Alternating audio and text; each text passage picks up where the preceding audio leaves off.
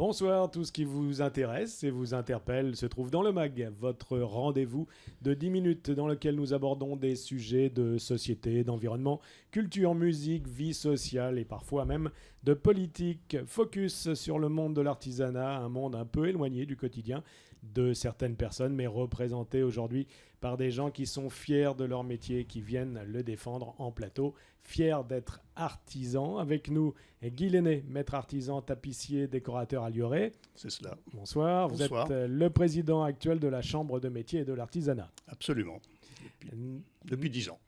Nathalie Navarro, coiffeuse à Saint-Marcel et troisième vice-présidente sortante. Vous êtes co-tête de liste. Tout à fait. Bonsoir. Bonsoir. Alors, vous êtes également secrétaire de l'Union professionnelle de la coiffure de l'Eure. Oui. Vous êtes conseillère de l'enseignement technologique au CFA du Val-de-Reuil. Tout à fait. Et vice-présidente de l'URSSAF de l'Eure et administratrice régionale de l'URSSAF. Oui. Tout ça, c'est difficile à dire.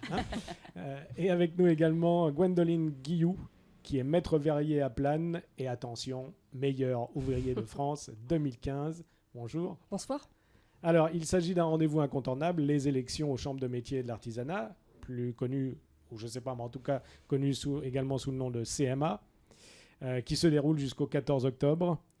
Des élections qui rappellent les priorités défendues par chaque organisation au bénéfice de leur entreprise artisanale. Commençons par présenter votre liste. Oui, alors si vous voulez bien, je vais prendre la parole. Donc notre liste est une liste bien mixée puisque nous avons 40% de femmes qui représentent 30, enfin les femmes pas uniquement, mais nous représentons 35 métiers. Voilà, nous sommes 54 sur la liste. 56 même, voilà, j'en ai oublié 2, hein. Surtout pas les meilleurs ouvriers de France. Et donc nous sommes assez généralistes sur l'ensemble des métiers. Et de toute façon, même si nous avons quelques métiers qui ne seraient pas représentés, nous sommes là pour représenter tous les artisans, puisque nous sommes fiers d'être artisans et nous y tenons. Alors justement, dans les 35 métiers représentés, on ne va pas tous les citer parce que sinon demain matin on est encore là.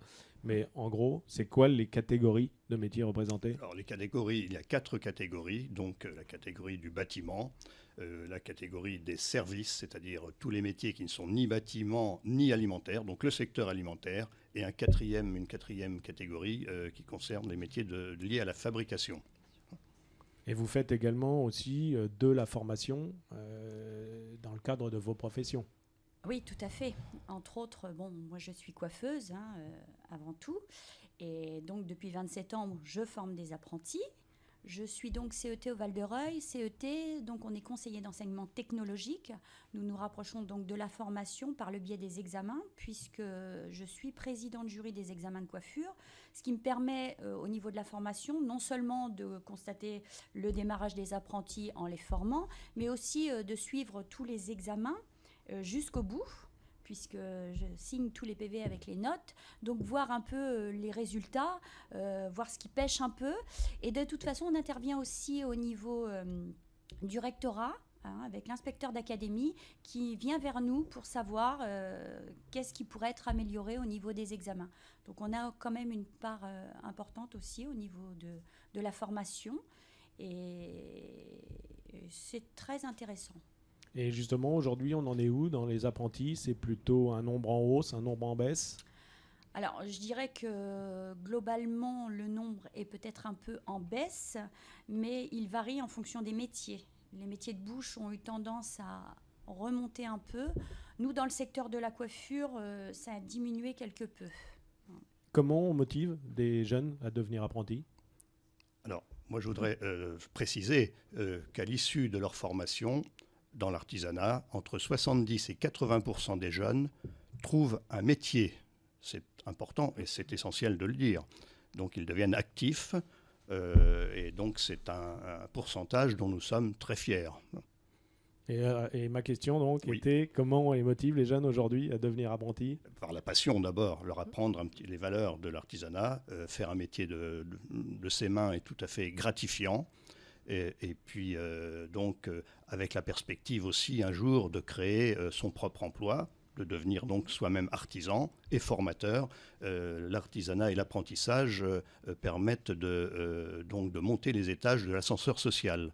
On peut reprendre aussi des formations en cours de parcours. Et la Chambre de métier présente tout un programme de formation en alternance tout au long du parcours professionnel de l'artisan. Alors justement, nous avons la chance avec nous d'avoir en plateau une meilleure ouvrier de France, puisque vous en avez 2 sur votre liste. Absolument. Meilleur ouvrier de France, c'est quand même la plus haute qualification de l'artisanat. C'est la plus haute qualification de l'artisanat, c'est l'excellence en fait d'un savoir-faire. Voilà, donc on est fiers d'être artisans. Et on est fiers de soutenir, d'être avec mes confrères pour la liste. Voilà. Et de ce que j'en sais, c'est compliqué d'être meilleur ouvrier de France. C'est un parcours qui est assez long. Voilà. Donc j'ai aussi un confrère, meilleur ouvrier de France, donc Dominique Sanson, qui est ébéniste, qui est installé à Saint-Aubin-le-Vertueux, c'est ça. C'est un parcours où c'est 3 ans, 3 ans pour réaliser une œuvre. Voilà, donc c'est assez long, beaucoup d'investissements. Voilà. Donc ça fait partie du jeu de ce titre-là où on va chercher l'excellence, l'excellence du savoir-faire. Gwendoline est très modeste, c'est beaucoup d'abnégation.